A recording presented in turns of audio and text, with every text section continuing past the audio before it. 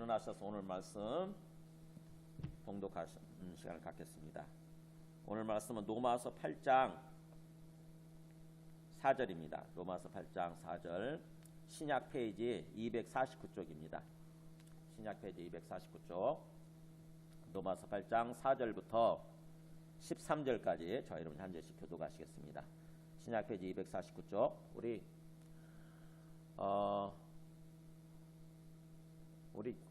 성경 가지고 오셨어요?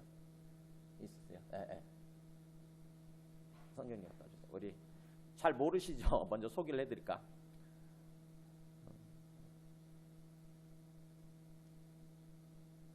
좀 펴주세요. 성경을. 로마서 8장 4절 찬송가도 갖다 주시고 찬송가도 갖다 주시고 8장 4절부터 13절까지 저와 여러분 한 절씩 교독하시겠습니다. 말이 어려워요. 어려우니까 천천히 또박또박 생각하시면서 읽으시기 바랍니다. 4절입니다. 육신을 따르지 않고 그 영을 따라 행하는 우리에게 율법의 요구가 이루어지게 하려 하심이니라.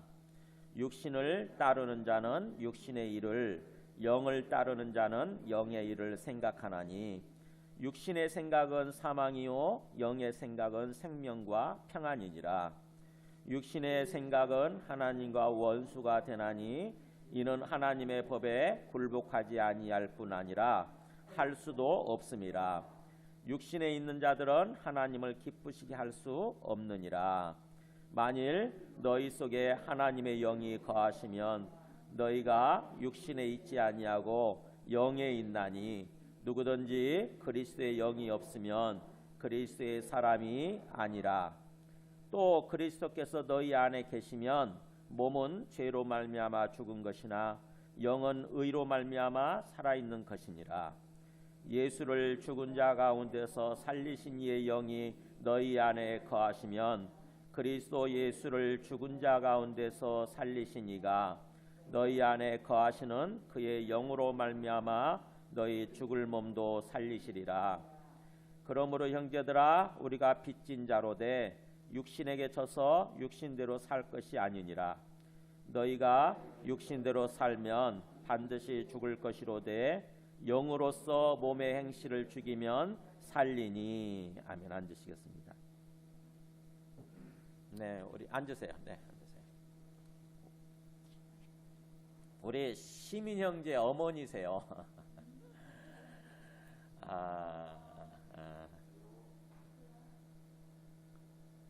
네, 오늘 거의 전에 교회 다니셨다고 그랬죠?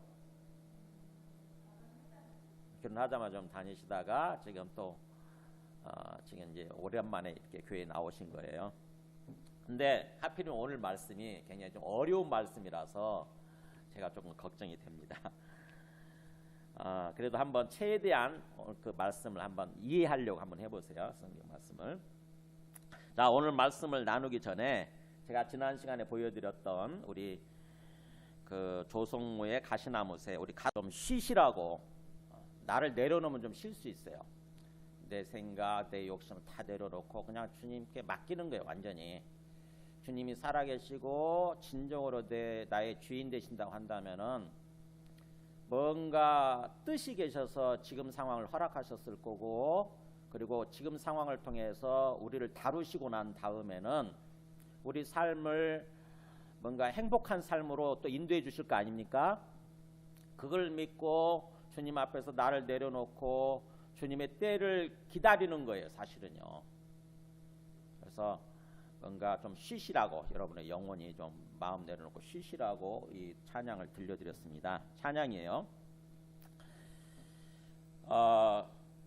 오늘 이 찬양 가사대로 오늘 말씀을 한번 보세요. 주님께서 우리를 어떤 삶을로 인도하기를 원하시는가 하는 거예요.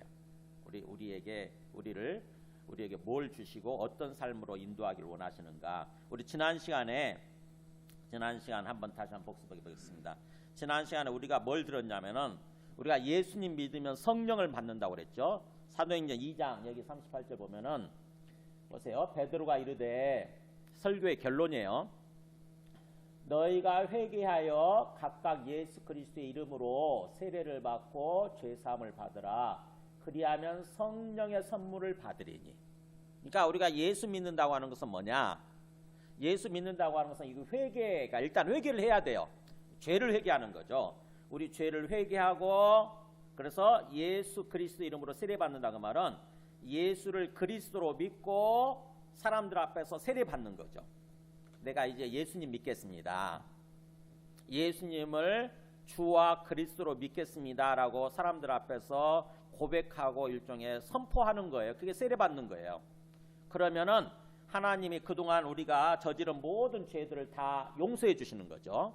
죄를 다 용서해 주시고 그 다음에 뭘 보내주시냐면 성령이라고 하는 것을 선물로 주시는 거예요. 성령. 성령이 뭐냐?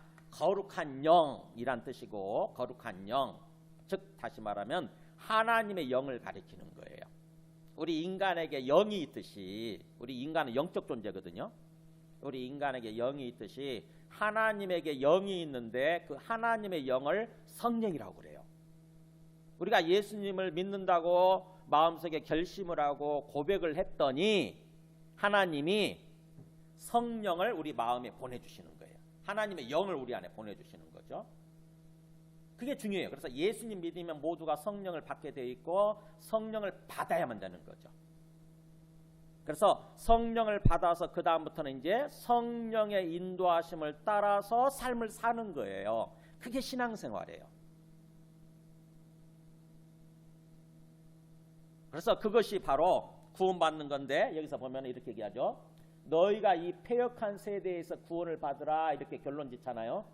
이 패역한 세대에서 구원을 받으라 이렇게 함으로써 그러니까 이렇게 예수님 믿고 성령을 받음으로써 그게 구원받는 거예요.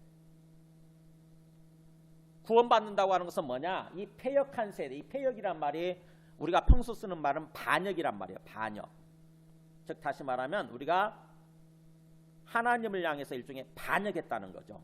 그러니까 하나님을 믿지 않는 사람들은 하나님이 보실 때 반역자라는 거예요. 반역자. 반역이란 말이 얼마나 무서운 말인지 아시죠? 지금 우리가 죄를 지으면은 벌을 받잖아요. 국가에서 뭔가 우리가 형법적으로 벌을 받지 않습니까? 벌금도 내기도 하고 징역도 살고 그러잖아요. 근데 큰 죄를 지게 되면 어떻게 됩니까? 가장 큰 벌은 뭐죠? 사망이죠. 사형시키는 거죠. 사형. 그죠? 가장 큰 벌은 사형시키는 거 아닙니까? 근데 옛날에 보면은 국가의 죄를 짓는 것 중에서 가장 큰 죄가 뭔 줄 아세요? 옛날 왕 시절에 국가를 향해서 죄를 진다고 그럴 때 가장 큰 죄는 뭐냐면은 반역죄예요. 반역죄. 오늘날도 마찬가지입니다. 오늘날도 국가를 향해서 반역죄를 지을 수 있잖아요. 반역죄, 그걸 반란을 일으킨 거죠. 일종의 옛날 그 왕을 향해서 반란군을 일으킨 것처럼 이렇게 반역죄, 반란죄를 짓게 되면 그게 가장 큰 죄예요. 그러면 반역죄를 짓게 되면 어떻게 벌였는 줄 아세요? 들어보셨어요? 삼족을 멸한다. 삼족. 그러니까는 그 반란을 일으킨 그 사람만 죽이는 것이 아니라 그 사람 가족들을 다 죽이고 그 사람 가족뿐만 아니라 세 가족을 다 죽이는 거예요. 처갓집, 뭐 이런 집 이렇게 해가지고 다 죽여버리는 거죠. 씨를 말리는 거죠. 씨를 소위. 저 만약 살려두면 저 자식을 살려두면 자식이 또 나중에 자기 부모 죽였다고 또 반란을 일으킬 수 있기 때문에 그 자식들까지 다 죽여버리는 거예요. 그래서 삼족을 멸하는 뭐 구족까지 멸하는 경우도 있었잖아요. 구족. 그만큼 반란죄, 반역죄는 굉장히 엄청나게 다스리는 거죠. 그게 크니까. 근데 하나님이 그렇게 말씀하세요. 하나님 믿지 않는 거는 일종의 너희들이 반역한 거다 그렇게 얘기를 해요. 반역죄를 지은 거다. 아니 이게 뭔 소리예요. 하나님 조금 믿지 않을 수도 있지. 하나님 좀 믿지 않았다고 반역죄라고 이게 뭔 소리예요. 네, 하나님은 그렇게 얘기하세요. 하나님은 세상을 지으셔서 세상의 주인이 하나님이신데 그래서 하나님이 이 세상을 지금 통치하고 이끌어가고 계시는데 그러면 우리가 그 하나님께 순종을 해야 되는데 하나님께 순종하지 않음으로써 우리가 하나님을 향해서 일종의 반역한 거라는 거죠. 그래서 결국 하나님께서 그런 반역을 일으킨 우리를 하나님이 나중에 처벌하시는 거예요. 그게 바로 뭐냐면은 나중에 하나님이 우리를 심판하신다잖아요. 나중에 최종적으로 우리가 죽은 다음에도 우리를 부활시켜서 우리를 심판하시는 거죠. 그래서 심판해가지고 어디로 보내냐면은 영원한 죽음이 있는 어떤 불과 유황으로 타는 못이라고 그러죠. 요한계시록에 표현하면은 불과 유황불이 타고 있는 그 바다 거기에 넣는 데잖아요, 우리가. 그러니까 영원히 고통을 받으면서 영원히 사는 거죠. 영원히 사는데 영원히 고통 속에서 사는 거예요. 그게 반역죄에 대한 처벌이에요. 하나님을 향해서 반역죄에 대한 처벌, 우리가 심판받아서 영원한 죽음 속으로 들어가는 거, 영원한 고통 속으로 들어가는 거, 그렇게 된다는 거죠. 근데 그런 것으로부터 이 세상 사람들이 지금 그렇게 살고 있는데 이 패역한 세대, 이 패역한 세상으로부터 구원받으라 라고 얘기를 한 거죠. 그래서 구원이라고 하는 것은 바로 그거예요. 하나님을 향해서 반란을 일으켰다가, 그래서 반역자의 무리에 가담했다가 하나님을 향해서 항복하면서 돌아오는 거예요. 하나님, 제가 잘못했습니다라고. 하나님, 이제 하나님 편에 속하겠습니다. 이제 하나님을 따르겠습니다.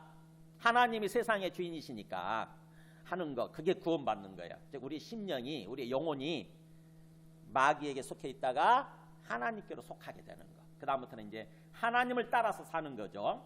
하나님의 인도하심을 따라서 사는 거예요. 그러면 우리 심령이, 우리 영혼이 평안하고 기쁘고 행복해지는 거예요. 우리 심령이. 그전에는 굉장히 뭘 해도 우울하고 뭘 해도 허무하고 막 그랬었는데, 이상하게 그냥 하나님께로 돌아왔더니 이상하게 우리 심령이 평안해지고 기뻐지고 행복해지는 거, 그게 구원받은 거예요. 하나님은 우리에게 그걸 원하세요. 우리한테 그걸 주기를 원하세요. 그런 삶을 살아가기를 원하시는 거예요. 그래서 지난 시간에 전한 말씀의 핵심이 이거고요. 그 다음에 이제 오늘 말씀은 보세요. 그런 맥락 가운데서 4절 한번 보세요. 4절. 육신을 따르지 않고 그 영, 그 영이 성령이거든요. 하나님의 영. 성령을 따라서 행하는 우리에게 율법의 요구가 이루어지게 하려 하심이니라. 자, 하나님이 우리가 예수 믿었더니 왜 성령을 보내주시느냐. 지금 예수 믿는 것도 어려운데 또 성령까지 얘기하니까 진짜 어려울 수 있는데, 그래도 한번 천천히 한번 생각해 보세요. 이게 전체예요. 사실은요. 우리 신앙생활에 기독교 신앙의 핵심이 이거예요. 사실은요. 우리 예수 믿으면 성령을 받게 되고, 하나님이 그렇게 성령을 보내주시는 이유가 뭐냐. 4절 나오죠. 성령을 우리한테 보내주시는 이유, 예수 믿으면 더 이상 이제부터 육신을 따르지 않고 성령을 따라 행하면, 그런 뜻이에요. 이제부터는 육신을 따라 살지 않고 성령을 따라서 살면 그런 우리에게 율법의 요구가 이루어지게 하려 하심이니라. 말이 어렵죠? 율법의 요구가 뭐냐? 율법이 뭐냐면은 구약이죠. 구약의 말씀. 그게 구약의 전체 굉장히 두껍잖아요. 이 구약의 말씀이 율법인데, 신약과 구약으로 이루어져 있죠. 성경은 구약과 신약으로 이루어져 있는데 구약이 율법이라고 생각하면 돼요. 근데 그 구약 전체를 요약해 놓은 게 뭔 줄 아세요? 구약 율법 전체를 요약해 놓은 거, 그게 십계명이에요. 그게 십계명. 10개 계명. 그러니까 우리 성경에 보면은 그게 중요하니까 이 표지에 나와 있어요. 성경 제일 뒷면에 보면은 한번 찾아보세요. 성경 표지 떠들어 보면은 이게 십계명이 나온다고. 10개 계명. 이게 구약 전체를 요약해 놓은 거예요. 보면 1계명은 뭐라고 하냐면 제1은 너는 나 외에 다른 신들을 너에게 두지 말라, 이렇게 나오죠. 그러니까는 하나님 외에 다른 신을 섬기면 안 된다. 절대적으로. 하나님 우리에게 기대하시는 거예요. 절대로 다른 신은 다 가짜니까 없는 거라는 거죠. 다른 신은 다 가짜예요. 근데 그 다른 신을 섬기면 안 된다고 하는 거죠. 그래서 그 다음에 또 두 번째는 뭐냐면은 제2는 너를 위하여 새긴 우상을 만들지 말고, 이렇게 있잖아요. 그러니까 너를 위해서, 오로지 너의 이기적인 어떤 욕망, 욕심을 위해서 자꾸 뭔가 신을 만들어서 섬기는 것입니다. 지금 세상 사람들은 그런 식으로 하잖아요. 뭔가 돌로 뭔가 깎아서 만들거나 나무를 깎아서 만들거나, 또는 어떤 뭔가 철을 부어가지고 주조해서 만들죠. 신의 형상을 만들어 놓고 이게 신이다 그러면서 그 앞에서 막 절하고 그러잖아요. 그렇게 하지 말라는 거죠. 절대. 그런 것들은 전부 다 잘못된 삶이라는 거죠. 거짓된 신이라는 거예요. 너는 나 외에 다른 신들을, 너를 위해 새긴 그런 우상을, 거짓된 신들을 만들지 말라. 거짓된 형상. 우상이 거짓 우자에 형상할 때 상이에요. 만들지 마라. 그 다음에 세 번째 계명은 제3은 너는 너의 하나님 여호와의 이름을 망령되게 부르지 말라. 그러니까 하나님을 찾고 하나님을 부를 때에 우리가 하나님 앞에 나오게 될 때 망령되게, 그 말은 정신 나간 모습으로 이런 뜻이잖아요. 함부로 이런 뜻이죠. 함부로 하나님을 부르지 마라. 즉 다시 말하면 하나님을 믿는다고 그러면서 함부로 믿는 거예요. 진짜로 하나님을 진짜 하나님으로 믿으면 그 앞에서 우리가 하나님 앞에 나오게 될 때 어떻게 합니까? 옷깃을 여미죠. 그잖아요. 하나님 앞에 나오게 될 때 옷깃을 여미고 마음의 옷깃도 여미게 되는 거죠. 와, 하나님이 살아계신다는데 우리가 우리 분야에 어떤 최고의 존재 앞에 나간다고 생각해 보세요. 여러분이 만약에 경제활동 사업하는 분이라고 한다면 누구를 존경합니까? 저 워런 버핏이나 또는 빌 게이츠 같은 사람 보면은 굉장히 존경이 되잖아요, 마음에. 근데 그 사람이 나를 만난다고 생각해 보세요. 누구 시에 한번 오세요. 제가 만나드리겠습니다. 그래서 제가 충고도 해드리고 조언도 해드리고 경제적으로도 뭔가 좀 도울 거 있으면 도와드리겠습니다. 그런다고 생각해 보세요. 와, 워런 버핏이 나를 그렇게 불렀다. 빌 게이츠가 나를 불렀다 그러면 아마 사업하는 분들은요 정말 마음에 막 떨림이 있을 거예요. 와, 오늘 내가 워런 버핏을 만나는 날이다. 오늘 내가 빌 게이츠를 만난다 그러면요 그날 아마 옷도 뭔가 최고의 옷으로 입고 뭔가 머리도 저기 하고 이렇게 만나러 갈 거예요. 누구든지 그렇습니다. 누구든지 내 분야의 어떤 최고의 존재를 만난다고 그러면은 그런 게 있는 거죠. 근데 그런 분들보다 더 뛰어난 세상을 만드신, 세상을 지으시고 세상을 지금 이끌고 가 계시는, 온 세상을 이끌고 가 계시는 하나님 앞에 내가 선다고 생각해 보세요. 그러면 하나님 앞에 설 때 함부로 서겠습니까 우리가? 그렇지 않잖아요. 내 옷깃을 여미고 내 마음도 여미고 이런 식으로 나아가는 거죠. 하나님 앞에. 그게 바로 제3계명에 너는 너의 하나님 이름을 망령되게 부르지 말라 이런 뜻이에요. 그러니까 하나님 앞에 나오게 될 때 하나님을 믿고 하나님 살아갈 때에 함부로 신앙생활하지 말라는 거죠. 자, 그런 식으로 해서 계명이 쭉 이루어져 가지고 제4는 안식일을 기억하여 거룩하게 지켜라. 왜냐하면 안식일날 주님 앞에 나와서 주님께 예배드리는 날이잖아요. 주님을 만나는 날이니까 그것을 기억하고 거룩하게 잘 지켜라. 제5계명은 부모님을 공경해라. 6계명은 살인하지 마라. 제7계명은 간음하지 말라. 제8계명은 도둑질하지 말라. 제9계명은 너의 이웃에 대해서 거짓 증거, 즉 거짓말하지 마라. 제10계명 마지막 계명은 너의 이웃의 집, 그러니까 이웃이 갖고 있는 것들을 탐내지 마라. 욕심부리지 마라. 그런 식으로 이렇게 10계명이 나와 있잖아요. 이게 구약의 율법을 전체를 요약해 놓은 거예요. 구약 전체. 그러니까 이게 하나님의, 우리를 향한 하나님의 뜻이라는 거죠. 이렇게 살아야 된다고 하는 거죠. 이렇게. 그거를 근데 우리가 이렇게 알아도, 하나님의 뜻을 알아도 이게 안 지켜지는 거예요. 그죠? 여기 안 지켜지는 게 문제예요. 1계명부터 10계명까지 간단한 것 같지만 이렇게 지금 우리가 못 지키고 있잖아요. 왜 안 지켜지느냐? 바로 다시 우리 오늘 말씀으로 돌아와서 4절 보세요. 8장 4절에 보면은 어떻게 하면 이 말씀을 지킬 수 있고 이 말씀대로 살아갈 수 있느냐? 8장 4절에, 로마서 8장 4절에 뭐라고 돼 있어요? 어떻게 하면 산다고요? 육신을 따르지 않고 그 영을 따라 행하면, 그렇게 돼 있잖아요. 그러니까 우리가 육신을 따르지 않고 그 영이 성령이에요. 하나님의 영, 성령을 따라서 행하면 자연스럽게 이 율법의 요구사항들이 지켜진다는 거죠. 그래서 하나님의 말씀대로 우리가 살아갈 수 있다고 하는 거예요. 그래서 그것을 위해서 성령을 보내주신 거예요. 이렇게. 그러니까 예수님 믿으면, 예수님 믿는다고 고백을 하면 왜 성령을 보내주시느냐? 성령을 보내주시는 이유가 뭐냐? 성령을 보내주신 하나님의 목적이 뭐냐는 거예요. 그거는 바로 우리가 성령을 따라서 행함으로 말미암아서 주님의 말씀을 지킬 수 있게 되고, 그래서 주님의 말씀대로 우리가 삶을 살아갈 수 있게 된다고 하는 거예요. 우리가 성령을 따르지 않고 육신을 따라서 행하게 되면 그게 안 된다고 하는 거죠. 그러니까 예수님을 믿고 신앙생활 하면서도 왜 우리가 말씀대로 제대로 순종이 안 되고, 그래서 그 주님이 우리에게 주기를 원하시는, 우리에게 바라시는 그런 뭔가 우리 영혼이 평안하고 기쁘고 행복한 그런 삶을 왜 못 살아가느냐? 바로 우리가 지금 육신을 따라서 행하고 있기 때문이라고 하는 것입니다. 육신. 이게 굉장히 핵심이에요. 우리 기독교 신앙생활의 핵심이에요. 이게 많은 사람들이요, 예수님 믿는다고 하면서, 그래서 예수님 믿고 어떻게 보면 신앙생활을 한다고 하면서도 구체적으로 어떻게 살지를 모르는 거예요. 전혀. 어떻게 행동해야 되는지, 어떻게 살아야 되는지 전혀 모르고 그냥 한번 예배만 드리면 그게 예수 믿는 거라고 생각을 하는 거죠, 다들.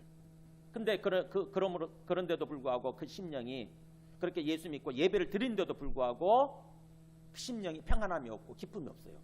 그 심령이 행복하지 못해. 그러면서 또 이유를 몰라. 왜 그러지? 왜? 분명히 예수님과 말씀하셨거든요. 수고하고 무거운 짐진 자들아 다 내게로 오라. 내가 너희를 쉬게 하리라. 주님이 그렇게 말씀하셨어요. 수고하고 무거운 짐진 자들아, 즉 다시 말하면 인생 사는 게 너무너무 힘들지, 그런 뜻이에요. 인생 사는 게 너무너무 힘든 자들아, 산다는 게 너무너무 힘든 거야. 허무하고. 그런 사람들아 다 내게로 오라. 내가 너희들한테 쉼을 주리라. 내가 너희를 쉬게 하리라. 너희 영혼에게 쉼을 주리라. 이래. 즉 우리 영혼이 평안하고 기쁨을 누리고 행복해진다고 하는 거죠. 주님이 그것을 위해서 우리를 부르셨는데, 그래서 그것 때문에 우리가 예수님 믿고 뭔가 삶을 사는데, 신앙생활 하는데 이상하게 우리 심령은 그게 없는 거예요. 쉼이 없어요. 평안이 없고 기쁨이 없어요. 왜냐? 바로 여기 나오잖아요. 성령을 따라 행하지 않고 육신을 따라서 행하면 그런다고 하는 거죠. 그래서 5절에 그렇게 나오죠. 5절에서 8절까지 보세요. 육신을 따라 사느냐 성령을 따라서 사는 사람의 차이가 어떻게 차이 나는지 한번 보세요. 육신을 따라 사느냐 또는 성령을 따라 사느냐에 따라서 5절에 보면은 육신을 따르는 자는, 그러니까 육신을 따라 행하는 자는 육신의 일을, 그 다음에 영을 따르는 자, 성령이죠. 성령을 따르는 자는 영의 일을 생각하나니. 자, 우리의 생각이 육신을 따라서 살면 항상 육신의 일을 생각하게 돼 있고, 육신 일이라고 하는 게 doings예요. 영어로 doings 또는 works, 즉 행위들이에요. 행위들, 삶의 모습들, 육신에 관련된 일들 있잖아요. 그것들을 항상 생각하게 되고, 성령을 따르게 되면은 반대로 항상 성령의 일을, 하나님과 관련된 일을 마음속에 생각한다고 하는 것입니다.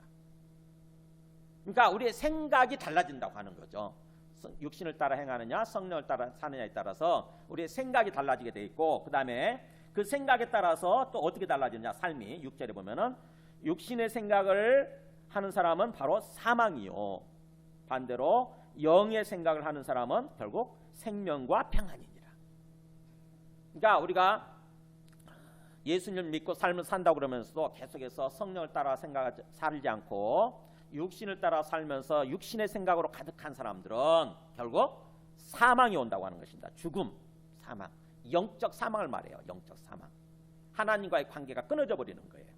즉 하나님이 인도하시고 우리 삶을 인도해 가시는 게 그게 끊어져 버리는 거예요. 사망이고 영적 사망이 오게 되고, 반대로 영의 생각, 성령을 따라서 항상 영의 일을 생각하면서 살아가는 사람은 생명과 평안이니라. 네. 우리 안에 이상하게 평안이 오고, 이상해요. 그게 말로 설명이 잘 안 되니까 이상하다는 말을 쓰는 거예요. 이상해, 말로 설명할 수가 없는데 이상하게도 평안이 오고, 이상하게도 기쁨이 있고, 이상하게도 행복해져요. 지금 환경과 상황이 어려워.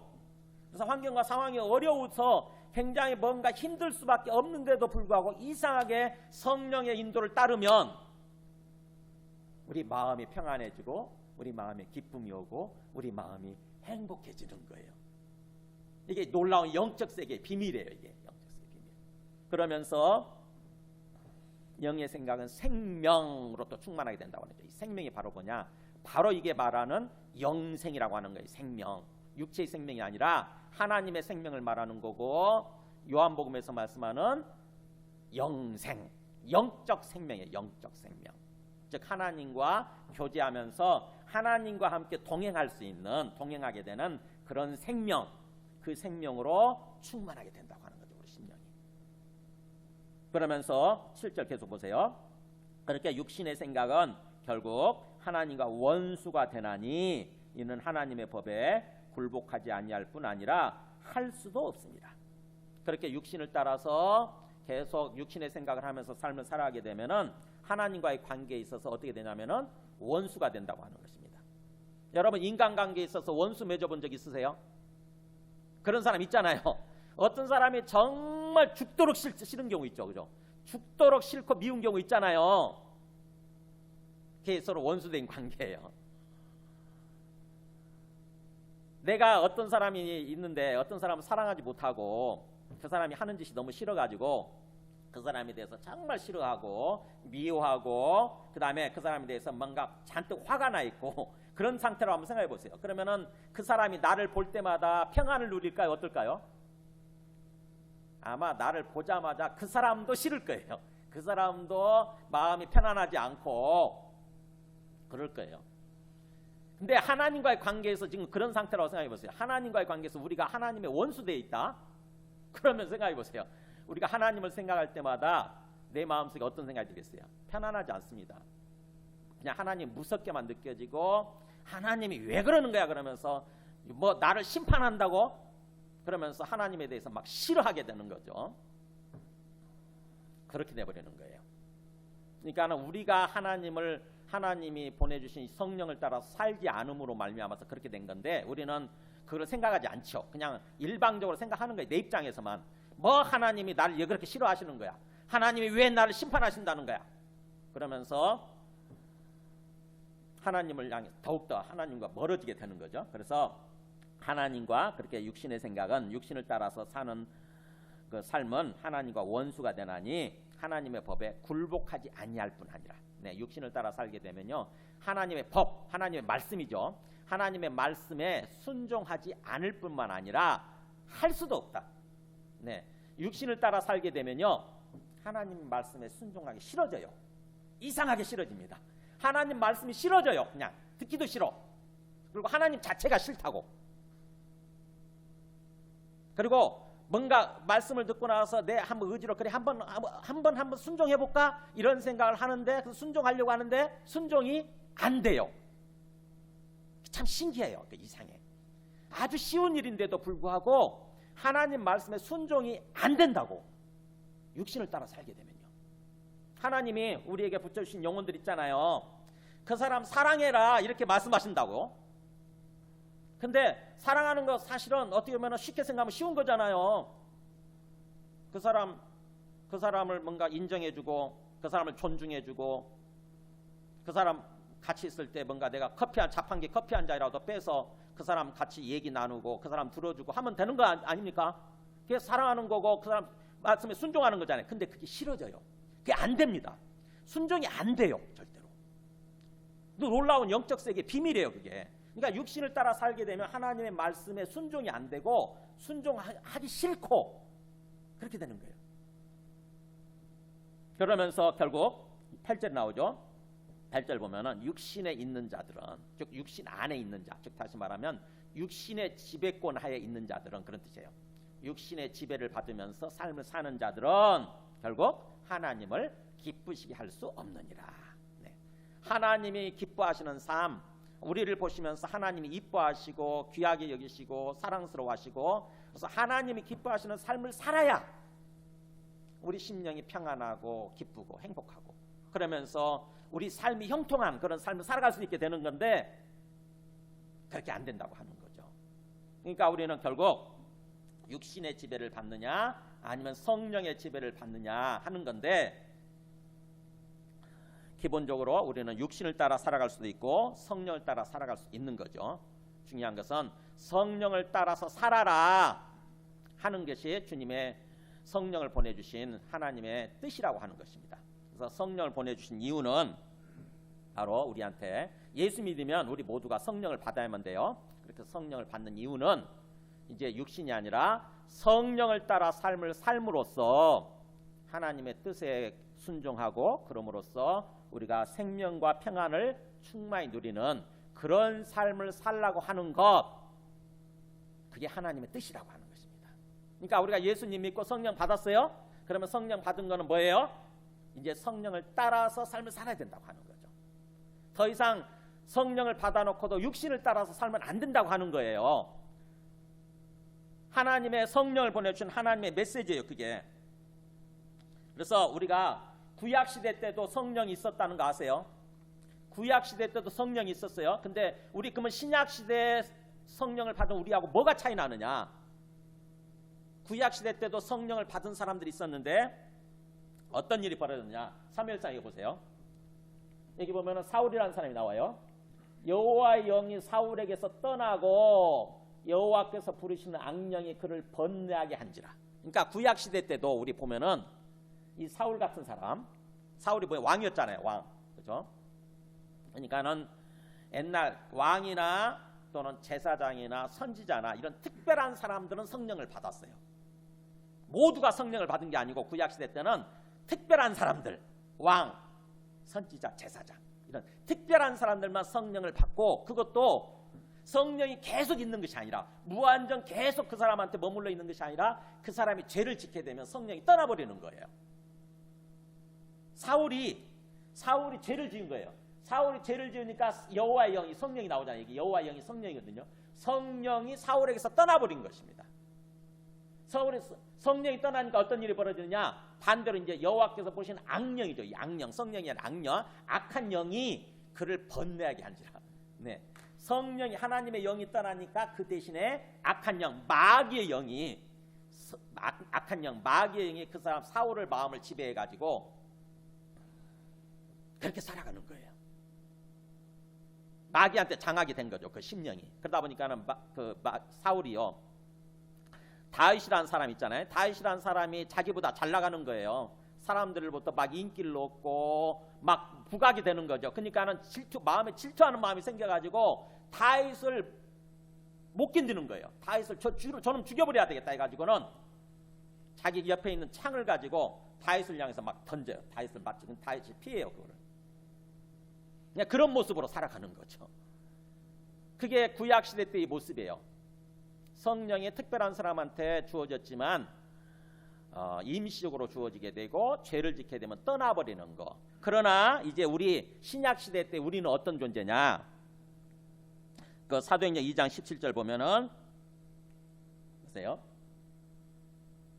여기 보세요. 하나님이 말씀하시기를 말세가 되면, 이게 예수님이 오실 때가 이 말세예요. 예수님이 오시는 말세가 되면 내가 내 영을 모든 육체에 부어주리니, 이렇게. 그러니까 누구한테 준다고요? 성령을? 여기 보세요. 여기 나오죠? 누구한테 준다고요? 성령을?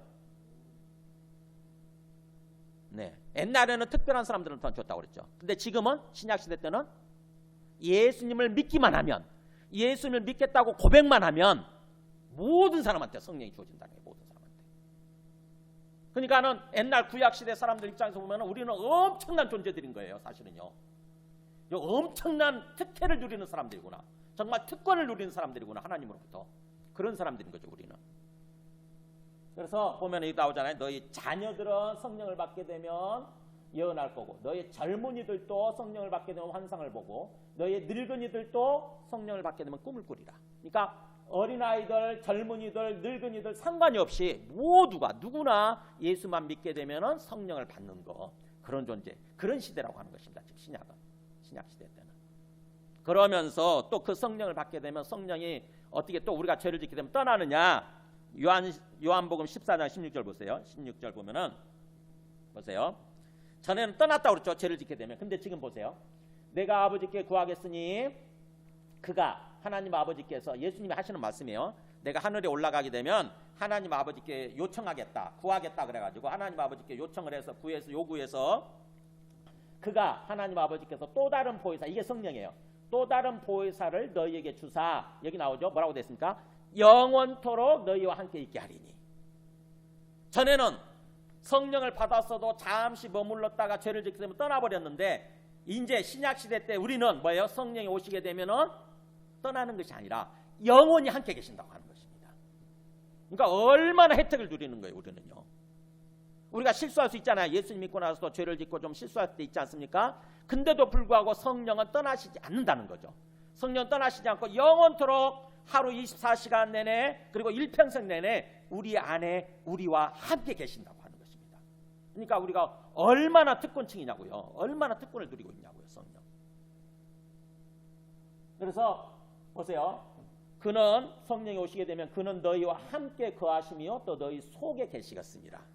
성령이 오시게 되면 우리와 함께 우리 속에 항상 우리가 이렇게 계신다고 하는 거죠. 자, 그러면은 우리 가운데 지금 여기 계신 분들 진짜로 예수 믿고 성령 받았으면은 성령이 지금 우리 어디 계시는 거예요? 우리 안에 우리와 함께 지금 계시는 거예요. 그렇다고 한다면은 문제는 뭐냐? 그 성령을 의식하느냐의 문제거든요. 우리가 성령을 의식하고 성령을 따라서 삶을 사느냐의 문제예요.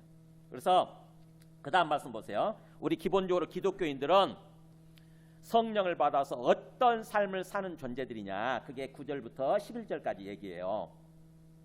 보세요. 만일 너희 속에 하나님의 영이 그렇게 거하시면, 하나님의 영, 성령이 진짜로 너희들 속에 거하신다고 한다면, 성령을 받아서 성령이 너희 안에 살아 계신다고 한다면, 이 거한다는 말이 산다는 뜻이잖아요.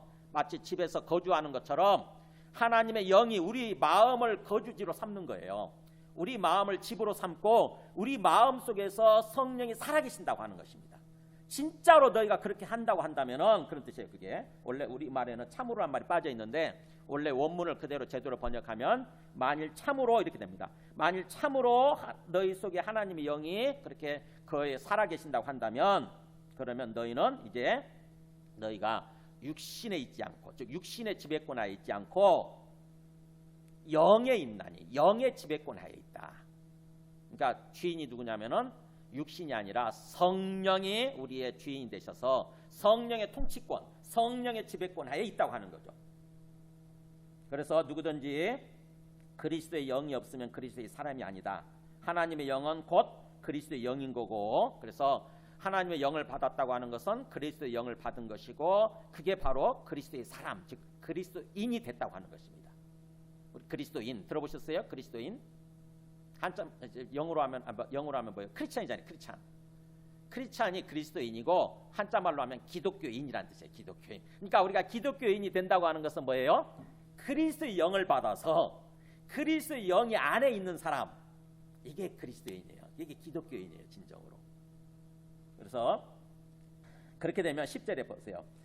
그런 식으로 해서 그래서 그리스도께서 너희 안에 계시면, 진짜 그리스도의 영을 받아서 그리스도께서 너희 안에 그렇게 살아계시는 모습이라고 한다면은 이제 몸은 죄로 말미암아 죽은 것이지만 그러나 영은, 너희들의 영은 의로 말미암아 살아있는 것이니라. 우리의 몸뚱아리는 그리스도의 영이 우리 안에 계시면 우리 몸뚱아리는 사실은 죽은 거나 마찬가지라는 거죠. 잘 동의가 안 되실 수 있지만 사실은요, 우리는 얼마 안 가면 죽는 그 몸을 살고 있습니다. 사실은요, 이 몸의 육체의 생명이라고 하는 건 태어날 때부터 죽어가기 시작하는 거예요. 사실은요, 태어나는 순간부터 죽음을 향해서 자꾸 가까워지는 거잖아요. 우리가 지금 살아온 시간을 뭔가 이렇게 보냈지 않습니까? 이제 우리한테 주어져 있는 어떤 생명의 시간이 얼마 안 남은 거예요. 사실은요. 그렇게 우리 몸은 죽은 거지만 그러나 우리의 영은 살아있다고 하는 것입니다. 우리의 영은, 우리 안에 있는 영은. 그래서 그렇게 영이 살아있으면 11절에 보세요. 예수를 죽은 자 가운데서 살리신 이에 영이 너희 안에 거하시면, 참 말이 어렵죠. 보세요. 예수를 죽은 자 가운데서 살리신 이 누굽니까? 예수님이 죽었는데 3일 만에 부활시키신 분이 누구세요? 하나님 아버지예요. 예수가 하나님의 아들이시니까. 그래서 하나님 아버지께서 예수를 그렇게 죽은 자 가운데서 부활시키셨거든요. 살리셨다고 하는 거죠. 그분의 영이 우리 안에 거하시면, 그러니까 성령은 하나님 그리스도의 영이기도 하고 하나님 아버지의 영이기도 한 거죠. 그 성령이 우리 안에 거하신다고 한다면은 보세요. 그리스도 예수를 죽은 자 가운데서 살리신 바로 그분이, 즉 하나님 아버지께서 너희 안에 거하시는 그의 영 성령으로 말미암아 장차 너희 죽을 몸도 살리시리라. 너희 죽을 몸도 부활시킨다고 하는 것입니다. 이게 구원의 완성이죠. 그러니까 우리 기독교인이 된다고 하는 것은 뭐냐면은 이 땅에서 성령을 받고 성령의 인도하심을 따라서 삶을 살다가 죽죠. 죽잖아요. 우리 그리스도인도 죽지 않습니까? 근데 죽음으로써 끝나는 것이 아니라 나중에 뭐예요? 다시 하나님 아버지께서 우리를 또 살리신다고 하는 것입니다. 우리를 부활시킨다고 하는 거예요. 그게 우리의 구원의 완성이에요. 구원의 완성. 그러니까 우리가 예수님 믿고 그리스도인이 되어서 기독교인이 되어서 삶을 살아가는 것은 바로 이런 모습이에요. 장차 우리가 부활에 이르게 되는 거. 부활해 가지고 이제 부활의 몸으로서 하나님과 더불어서 영원히 사는 거죠. 천국에서 영원한 점 영원히 사는 거. 이게 우리 기독교인의 운명이에요. 운명. 최종적 운명. 그러니까 이것을 통해서 바로 뭐냐면은 그렇다고 한다면은 우리가 우리의 최종적인 어떤 그 운명이 이렇게 되게 돼 있는데 중요한 것은 그것을 위해서 성령을 보내주셨다고 하는 것입니다. 그래서 그 성령을 우리가 받았다고 한다면은 이 땅에서 어떤 삶을 살아야 되냐 하는 거예요. 우리가 성령을 받았다고 한다면 이제부터 어떤 삶을 살아야 되느냐 그게 결론이에요. 12절 13절 보세요. 그러므로 형제들아 우리가 빚진 자로 돼 육신에게 져서 육신대로 살 것이 아니니라. 이 말은 무슨 말이냐면은 마치 우리가 육신에게 빚진 것처럼 마치 육신에게 빚을 갚아야 되는 존재처럼 그렇게 육신대로 사는 것이 아니라 그렇게 살 것이 아니라는 거죠. 원래 정확히 번역을 하면 육신대로 살도록 육신을 따라서 살도록 육신에게 빚진 자가 아니다 이런 뜻이에요. 우리는 마치 우리가 육신에게 빚져가지고 육신에게 빚을 갚아야 되는 것처럼 그렇게 육신을 따라서 삶을 살지 말고 육신에게 순종하고 삶을 살지 말고 우리는 그런 존재가 아니라는 거죠. 육신대로 살도록 그렇게 빚져 있는 존재가 아니다. 육신에게. 우리는 어떤 삶을 살아야 되느냐. 그 13절이 오늘 결론이에요. 13절 같이 한번 읽어볼까. 시작. 너희가 육신대로 살면 반드시 죽을 것이로되 영으로서 몸의 행실을 죽이면 살리니. 천천히 생각하면서 천천히 다시 한번 읽어볼까요? 13절 시작. 너희가 육신대로 살면 반드시 죽을 것이로되 영으로서 몸의 행실을 죽이면 살리니. 네. 우리 속에 우리가 두 종류의 삶이 있다고 하는 것입니다. 육신대로 사느냐 아니면 성령을 따라 사느냐. 그러니까 우리가 성령을 받아놓고도 우리가 성령을 따라서 삶을 살지 않고 육신대로 살 수 있어요.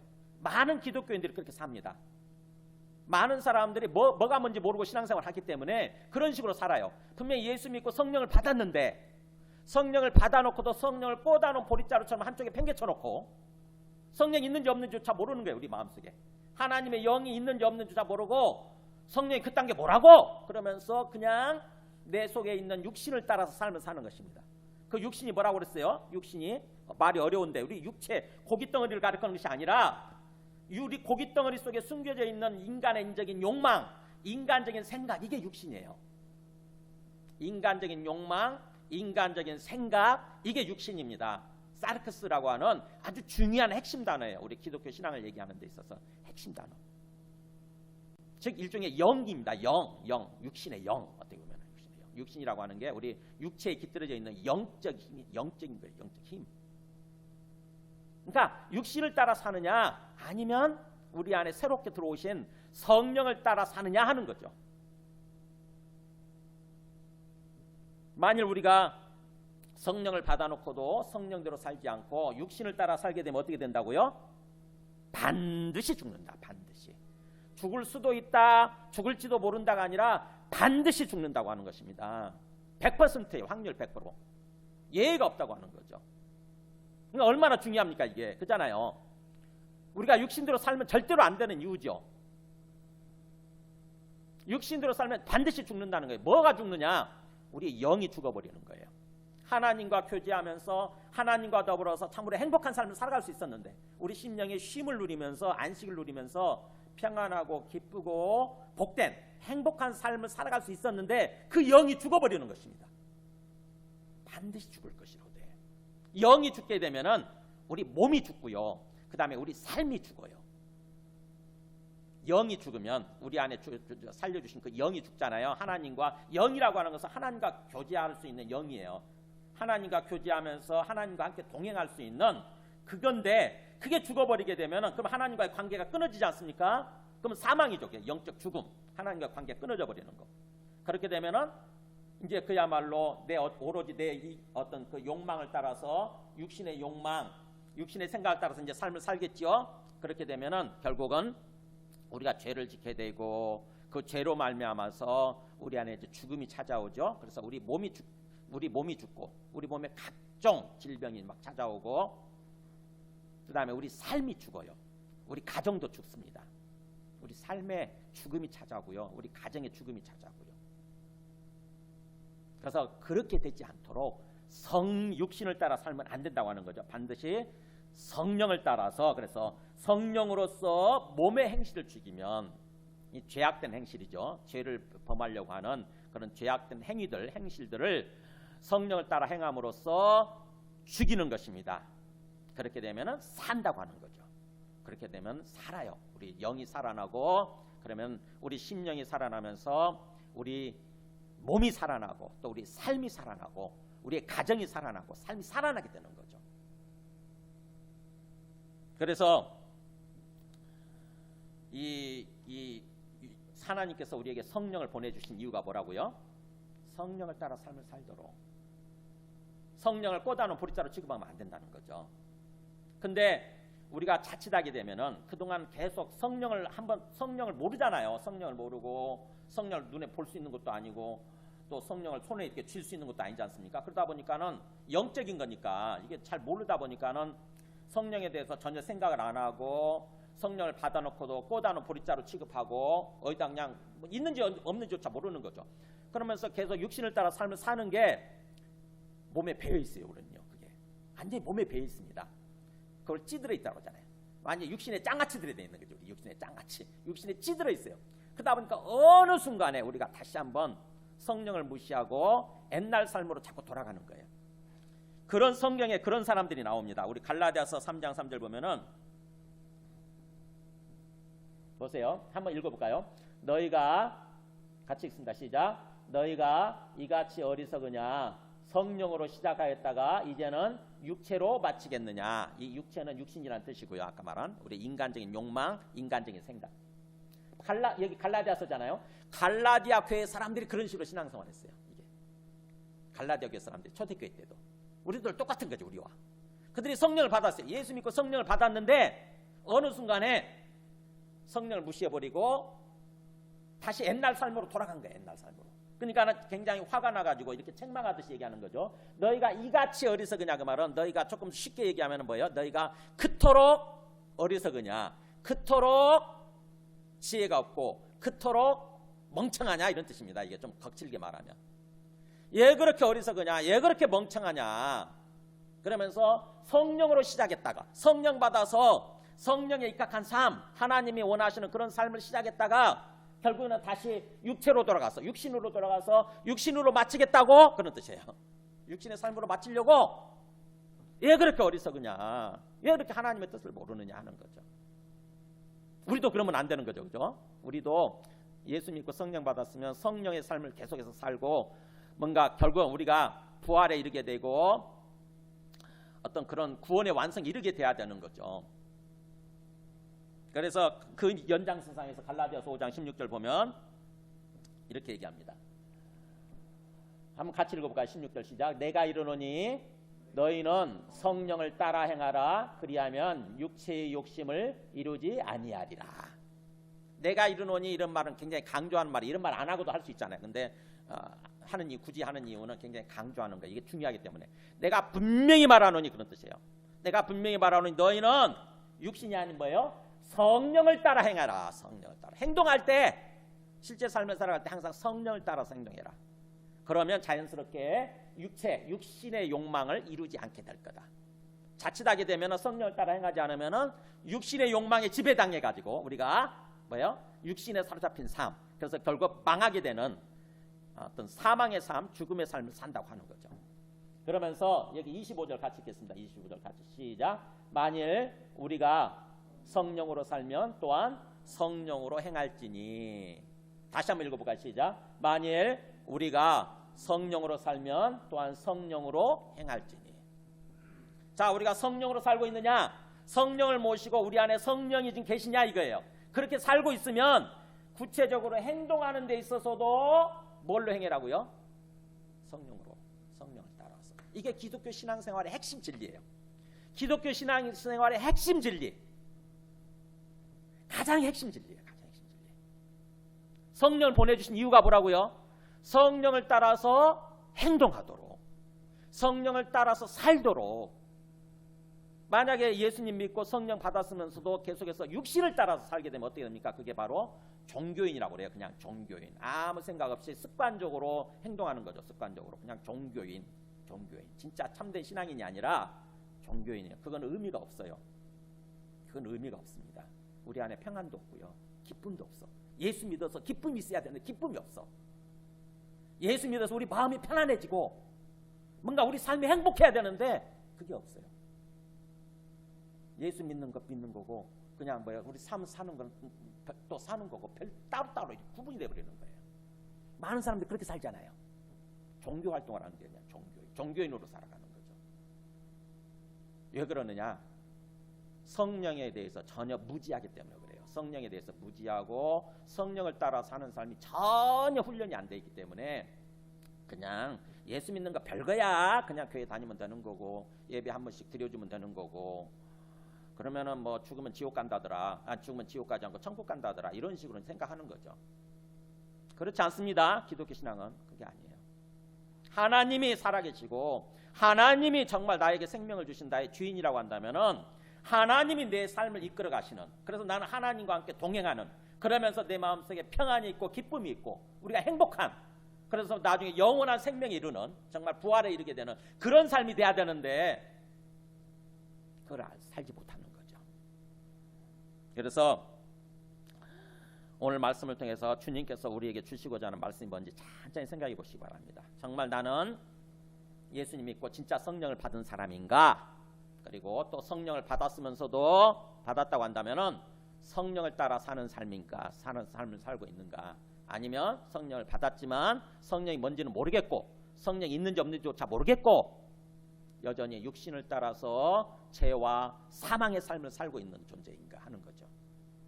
마음에 평안도 없고 기쁨도 없고 항상 뭔가 근심과 걱정과 염려가 가득하고 또 사람에 대해서 자꾸 미운 생각, 원망하는 생각, 분노하는 생각이 가득한 모습으로 삶을 살고 있는가?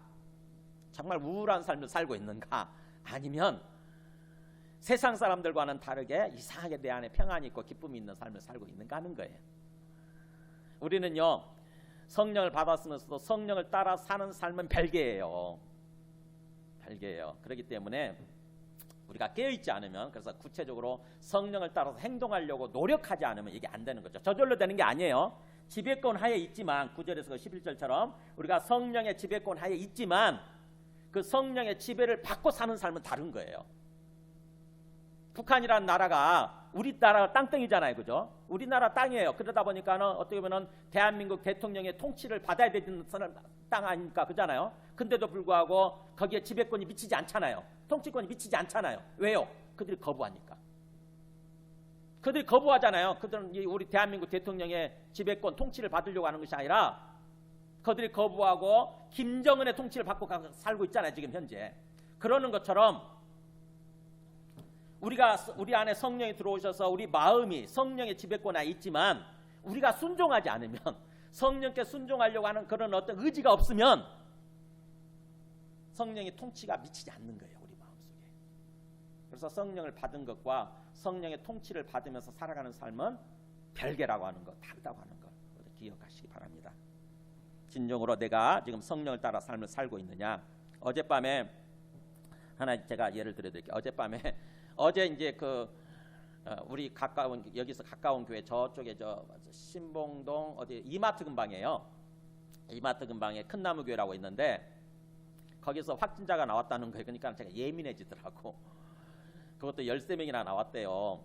그래서 막 마음이 예민해지고 내일은 또 정상적으로 예배를 못 드리겠구나 이런 생각이 드니까 예민해지고 또 어떻게 해야 되나 내일 밥을 먹어야 되나 안 먹어야 되나 막 이런 생각이 드니까 예민해지는데 여기서 말씀 준비하면서 기도하고 있는데 갑자기 뭐예요? 저쪽에서 막 우르릉 쾅쾅 계단을 오르락 내려가는 소리가 들리고 막 시끄러운 소리가 들리는 거예요.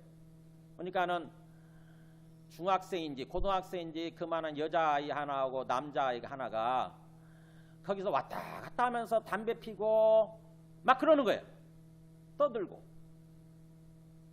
그러니까 뭐예요? 애들이 그것도 마스크도 안 쓰고 나가니까는 담배 냄새가 확 풍기고 속에서 제 마음속에 막 짜증이 나고 화가 나더라고.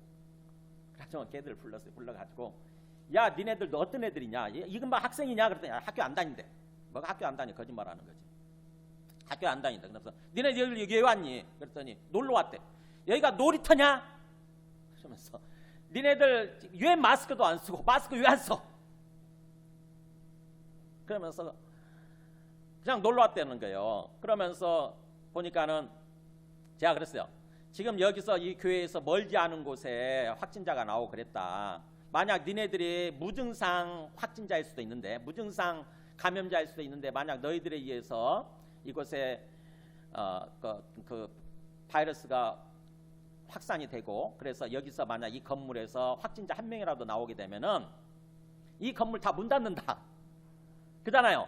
이 건물 다 문 닫고 다 경제활동 못 하는 거죠. 그잖아요. 그렇게 되면 엄청난 피해가 가지 않습니까? 그러면 그 피해를 받은 사람들이 어떻게 하겠어요? 구상권 청구해야 되죠. 그잖아요. 제 애들한테 애들 돈이 무슨 돈이 있어? 수십억이 될 텐데 구상권. 그러면 애들이 못 물어주니까 누가 물어줘야 됩니까? 제 애들 부모가 물어줘야 될 거 아닙니까? 부모가 아무리 돈이 있어도 수십억을 물어준다고 생각해 보세요. 근데 애들은 그런 걸 모르는 거죠. 전혀 모르고 아무 생각 없이 저런 식으로 그야말로 서로 좋아서 그러겠지만 가끔 그러더라고. 가끔 이 건물에 찾아와가지고 이금반 애들이 찾아와가지고 꼭 저런 식이에요. 보면은 막 담배꽁초 있고 막 그래요. 이 옥상에 올라가 보면은 그런 식으로 막 여기 여기가 8층이니까 9층이 바로 옥상이니까 8층으로 엘리베이터 타고 올라와가지고 저 문을 따고 저 문으로 또 옥상으로 올라가는 거죠. 그러면서 담배 피고 담배꽁초 늘어놓고 막 이러는 거예요. 그러니까 내가 어제 저녁에 정말 예민하니까는 화가 나더라고. 그래서 막 큰 소리 치고 냅다 뭐라고 그랬어요. 이 미친놈들 아니야 그랬어요. 네, 그러놓고 나서 교회 와서 다시 기도하는데 아이고 어느 순간에 나도 또 육신의 지배를 받았구나 이런 생각이 들더라고. 제가 쟤들한테 잘 점잖게 타이르고 점잖게 잘 얘기할 수 있었는데 그랬어야 되는 건데 순간적으로 마음이 힘드니까 제 마음이 힘드니까 어느 순간에 화가 나버린 거예요. 그래서 그 화난 상태로 저들을 또 저렇게 대한 거죠. 그게 바로 육신의 지배를 받는 모습이에요. 우리 모두가 그럴 수 있습니다. 우리 모두가 평소에는 잘 예수님 믿고 멋지게 신앙생활 한다고 이렇게 생각을 하지만 우리 환경이 어려워지고 상황이 어려워지잖아요. 그럼 우리 마음이 힘들어지잖아요. 우리 마음이 힘들어지면 어느 순간에 우리 마음이 육신의 지배를 받아요. 인간적인 생각의 지배를 받습니다. 그래서 인간적인 생각, 인간적인 어떤 기분, 인간적인 욕망과 욕심의 지배를 받고 그대로 우리가 반응을 하면서 그대로 사람들한테 그렇게 대하면서 그렇게 살아요. 그게 육신의 인도를 받는 삶이에요. 육신의 지배를 받는 삶. 그러면 그렇게 되면은 뭔가 형통하냐? 잘 될 것 같죠? 안 됩니다. 오히려 더 반대로 가는 거예요. 반대로. 다 무너져 내려요. 다. 그래서 주님이 원하시는 것은 그렇게 육신의 지배를 받지 말고 항상 깨어 있어서 성령의 인도하심을 따라서 살아라. 성령의 통치하심을 따라서 살아라. 그래야 우리 심령이 평안하고 기쁘고 행복한 그런 삶을 살아갈 수 있고 그래야 우리 몸도 건강을 회복하고 그래야 우리의 삶도 우리의 가정도 건강한 모습으로 참으로 행복한 복된 모습으로 세워지게 된다. 이걸 말씀해 주시는 거예요. 함께 찬송하고 기도하겠습니다.